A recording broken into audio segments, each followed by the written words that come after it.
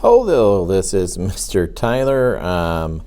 This is for Excel Chapter 4.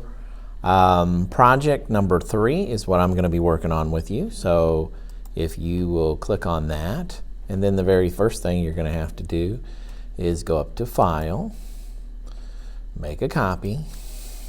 Hopefully by now you're getting used to just making copies of things. And then make sure you put your initials there and then hit enter, and then it will make a copy for you. You notice the copy's loading up here. Now I'm going to click off the original because I just want to be working on the copy for you guys. And then so let's do what it tells us to do. It says equal average beginning parentheses B4, okay, through G4, and then hit enter. So I go to H4, so there's H, and then there's 4 right here, and then I'm actually going to type in there. So type in equals, and then type in average. Now, since it's intuitive, I want to go ahead and pick it because that's exactly what I'm telling you to type in. And then it highlights everything that you're wanting to know here. This is a semi-annual customer sales analysis. So after I do that, I hit enter. And then I come back up here because I want to pick the bottom of it. And then I'm going to drag it down here, okay?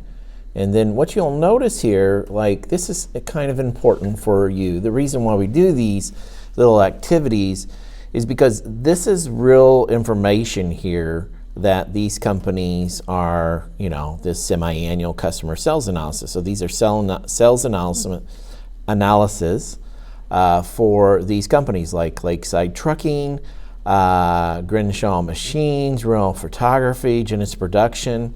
And what you find out is bigger companies actually own, they're called subsidiary companies. And because they own these, they want to know, hey, how much money am I making? How much money am I getting from these companies?